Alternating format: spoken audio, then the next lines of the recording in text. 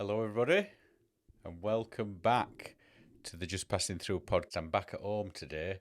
It is the 27th of November, and I'm inside, as you can see, for them watching on YouTube, or for them even listening. You can't hear any trains going by outside.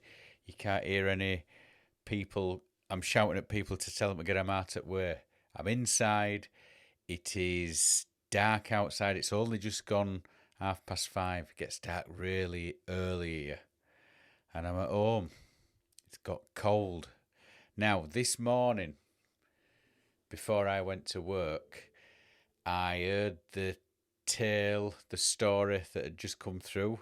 If you forget all the Ukraine and you forget all the Israel shit, all that crap that's going on at the moment that needs to be ending soon, the big story today was Terry Venables died.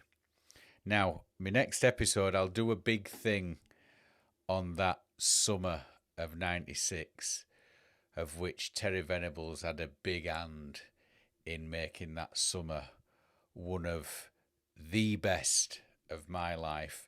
And I think one of the best summers England had had in a while. And England had not had since, I don't think. And it wasn't much long after that I left. But I still remember that summer of 96 very fondly. Now, staying on the same subject, today's podcast is all about death. That positive thing, that big full stop that we've all got to deal with, but we don't put it off. We can't put it off. But I think people think that it's death is something that happens to other people. And when you think about it, it does, because when it happens to you, you haven't got a clue what's going on. So all the death that you experience is what other people experience. Now, what I would like to do today is just explain how different it is here in Japan to what it is where I'm from in England. Now, looking at my stats and looking at where people are downloading this, obviously the majority of people who download this are in America, are in the UK and Japan. There's a fair few from South America. Australia's big, New Zealand's big. So if you take into account Australia, New Zealand, the UK and America, I think people have very similar opinions on death, which is they just kick the can down the road. Fuck it, it'll happen to somebody else. I'm not going to think about that yet. Pointless worrying about it now, which is fair enough. It's fair enough. Now, with Terry Venables dying today, he was 80, right? Now, I kind of did the maths on this, and that's only 27 and a half years away from now is when I'm going to be 80. And that doesn't seem fucking very long away. 27 years is not that far off. When you think about, if I go back 27 years, I were 25. And going on a bit further, what we're talking about in this podcast, the summer of 96 was when I was 25. That wasn't long ago. And that was 27 years ago. So you think 27 years ago, I was 25. 27 years from now, I'm going to be fucking 80. So it's not far off. It's not far off. Now, people in Asia, I don't think at all. I know people in Asia are a lot more comfortable around death than we are. We don't want to see it. Like the meat that you get in a supermarket in the UK, it needs to be made to look nice before you're going to accept it. And in the UK, death is made to look nice. And there's a barrier between the person and the person that's died. Now, let me explain. when my grandmother died in 1993, October 11th, 1993, she died in the hospital. She was surrounded by two of her kids, two of her four kids. The other two had just racked up about 5 minutes later. I were there, but I arrived later. Went in and saw her, and then she's gone. She were taken away, and then I think the funeral were a couple of weeks later. And you don't see the dead person. You don't see your loved ones until the day of the funeral. They're taken away, they're embalmed, they are laid out, put in the coffin, and then before the cremation, you can go into the funeral home, have a look at my nan, and then off you follow the hearse to the crematorium, and there you have a bit of a ceremony, and that's it, gone. Your loved ones have gone. So you're not kind of experiencing the actual loss, I think, like you get to hear. So once the cremation happens in the UK, once my nan were cremated, and then a few weeks after that, you get the ashes back. And I'm not so sure. Well, obviously, that's not going to be my nan in there 100%, because as we were walking in to that funeral, which I think were about 2 or 3 o'clock in the afternoon, there were a list of folk that had been through before, and there were a couple that are coming through after. And, you know,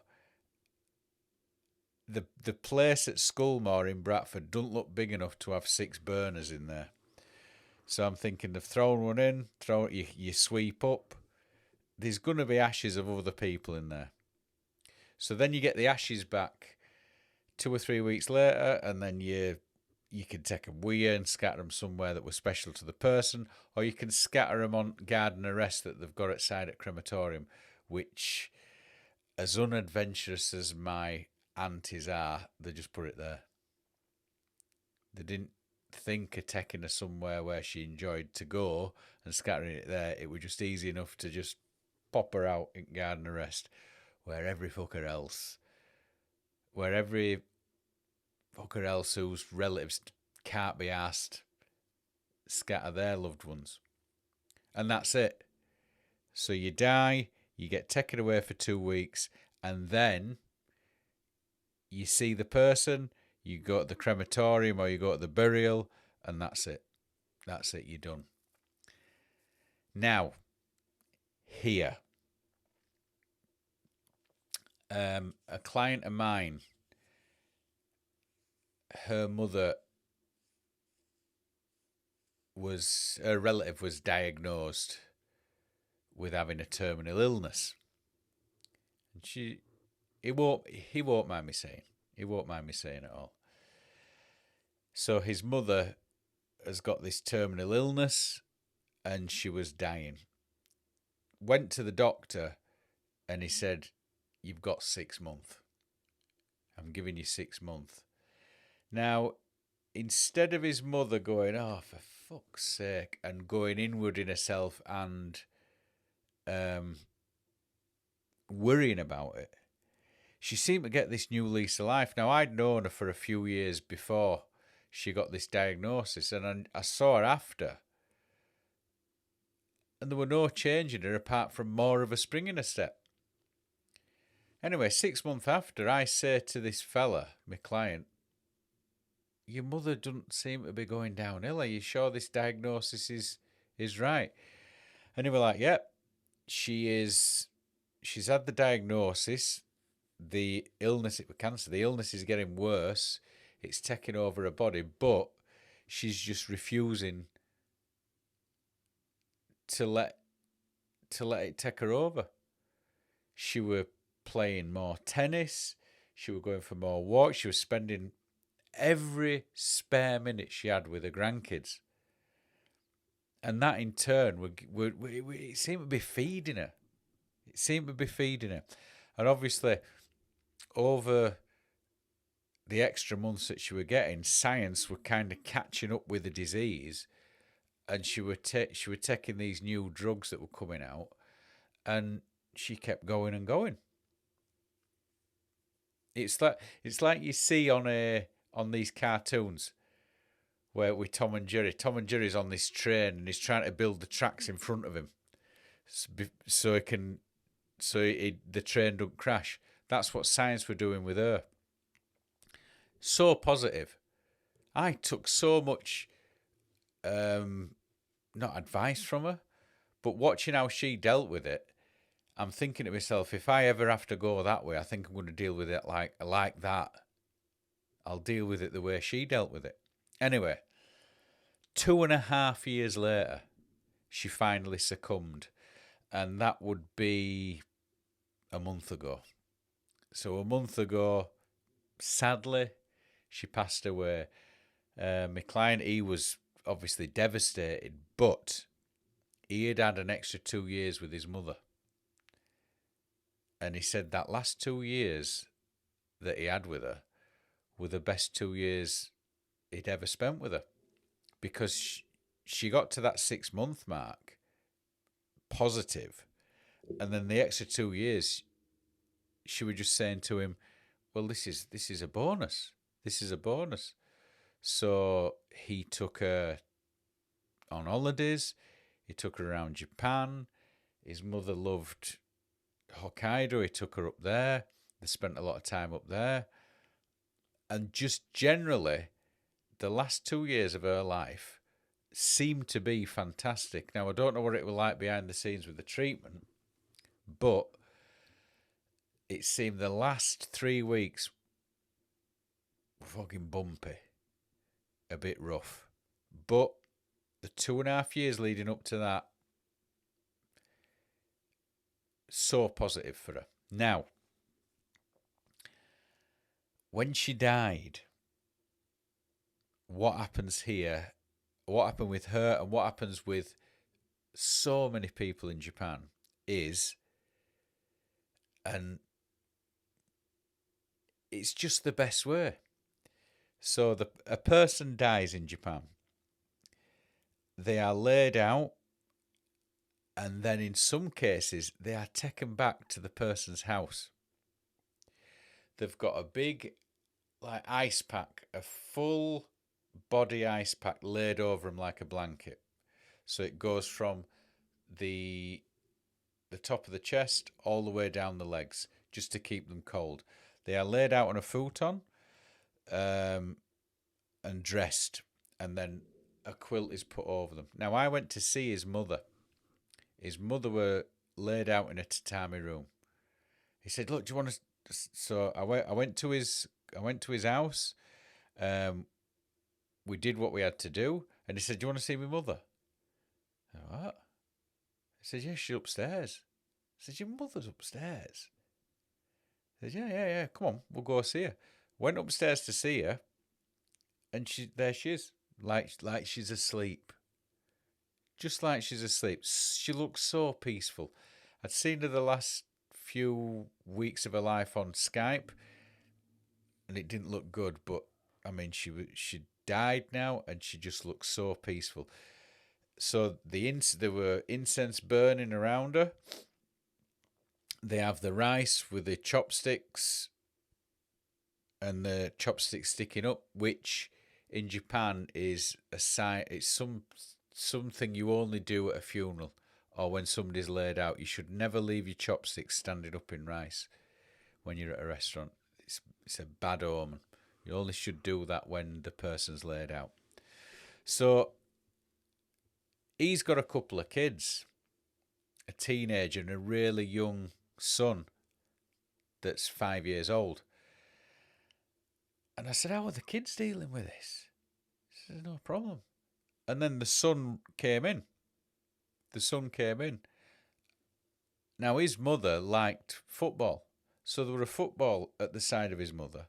So the 5-year-old kid gets the football and starts kicking it about around the futon. And then he put the football next to his grandmother, and then he knelt down and he started combing her hair, making her hair nice. So he's combing the hair of his dead grandmother. I said, he's not traumatized by that or anything? I said, of course not. He comes in here every morning. He talks to his grandmother. He combs her hair and gets her nice, and then off he goes to school. He says there's no taboo about it. And I could not believe it. I couldn't believe it. And then we just sat down and we chatted for about 5 or 10 minutes with his mother, just there. And it was such a nice thing to do. And, you know, whatever reservations I have about dying, I don't have now. I could not believe how light I felt after I walked out of his house. Now, what happens after? I mean, if the people in Europe or the Western world listen to this might think that's a bit rough. What happens after is something I have difficulty getting my head around. Now, a few years back, my wife's grandparents died. Well, deep into the 90s. They'd worked the rice fields their entire lives. They'd been outside. They were self-sustaining people. And they were in the 90s when they both died. Now, the grandmother went first, and then the grandfather a few years later. So what happens? They were laid out in the farmhouse. I were working, so I didn't go down there. But they laid out like my client's mother was laid out, and then they get cremated. Now, at the cremation place, the crematorium, so you wait while the body's getting cremated. Then the whole thing's brought out and laid out on a white sheet, a white silk sheet. Now, everything don't get burnt down, so there are bones and stuff there that need to be picked out. So what they do is the family sit around the table, the remains are on a silk sheet, and all the family get chopsticks each, and they pick out the big bones. Just pick out the big bones. The bones then get gathered up and kind of put in a blender until they're reduced down to dust, and then they're put back in with the ash, and then the family are given the bag of ash, and then that's taken to the family shrine, which is in the local graveyard. Now, these shrines need kind of a mini crane to take the big top off, and then the ashes are put in the shrine and the top's put back on. Now, when my kids came back from, I think it was the grandfather, the second one, because the first one I don't think they'd be able to remember. My daughter, I said, didn't you feel scared? She said, no, I got a piece of the skull. I picked up a piece of the skull. And then my lad, he said, oh yeah, I got one of the vertebrae from his back. A piece of his backbone. Comfortable. Just talking to me about it like they'd just gone for a day, like a day at school. It was just something they'd done at school. There were no fear to it. They weren't scared of it. It didn't frighten them. And they have no anxiety about it whatsoever. They know exactly what goes on when you die. Obviously, none of us know what happens to you after you die. But the fact that kids, tiny kids, are made comfortable with what happens when you die means they have got no anxiety about it in the future. And after seeing my client's kid just playing football around his dead grandmother who were on a futon, and then getting down on his knees and combing his grandmother's hair, the kid had no fear about that. Whereas us, he's dead, whip her off, put her in some nice clothes, put her in a coffin, we'll see you in a couple of weeks, we'll have a ceremony, and then it makes you wonder why we don't like to confront it in the West. If you did something like this, If you took on the Japanese way or the Asian way, I think everybody would be a lot more comfortable with it. And that's that. I know it were a bit of a heavy subject, this death business, but I just had to share with you how light I am feeling about the whole situation. Now, before, when I were a young'un, death used to frighten me to fucking death. And I think because I'm from a fucking dump of a city, there were no prospects going on. Shit job. I'd not done anything in my life. It wasn't until I got away from the place and started doing things that my fear of death sort of came down a little bit. There were all this fear, but it's now I'm fucking 27 and a half years off 80. I don't think I've got any fear towards it at all now because I've done shit. I always wanted to travel. I have travelled. I still want to travel to other places. But because I've done the shit I wanted to do when I were a kid, and I've still got some stuff I want to do in the future, and we've been in Japan so long and seeing how they treat death, it's more or less got down to zero, my fear of it. It's gone. And it's just these little things that I see people doing here in Japan that's helped me through it. I've not been a therapist. I've not taken any drugs to stop the anxiety. I've dealt with it like they do here. And you face it here. You face death here. And it helps. It really does help. So that's my big subject. That's my lightness shared with you. The next episode will be the summer of '96 and what Terry Venables did for that summer. Yep, I think I'll have an El Tell episode next episode. So thank you for listening from here in my warm little studio next to the beach in Zushi, and I will see you all next week. Thank you for subscribing. Thank you for listening. And if you're watching, thanks for watching as well. Please pass it on to your friends. Adios.